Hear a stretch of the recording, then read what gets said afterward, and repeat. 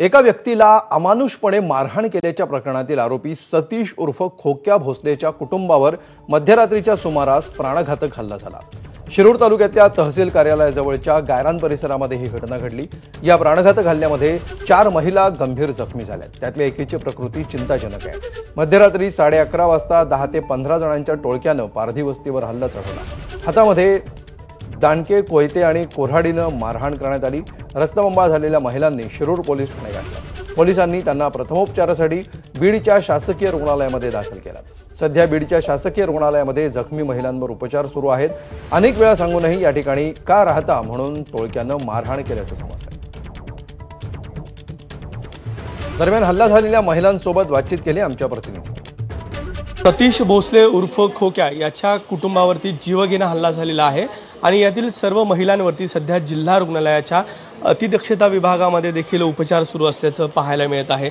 सध्या सतीश भोसले खोक्या जो आहे त्याची पत्नी आपल्यासोबत आहे, कारण की त्यांना देखील या ठिकाणी बेदम मारहाण झाल्याचं त्यांनी या ठिकाणी सांगितलेलं आहे। नेमकी घटना काय आहे हे देखील आपण जाणून घेऊयात त्यांच्याकडनंच। काय झालं होतं नेमकं आणि कोणी मारलंय तुम्हाला? सर 10-15 जण आलते, 2 गाड्या आलत्या, एक शिफ्ट एक आरपी आरती, त्याच्यात 10-15 जण होते सर।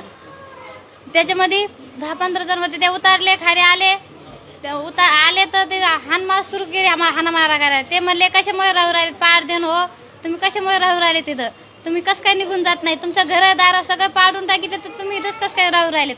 त्याच्यामुळे मी काय साहेब हाणमार केली, मला पण हाणमार राहिले, मला पण ओढून राहिले होते साहेब।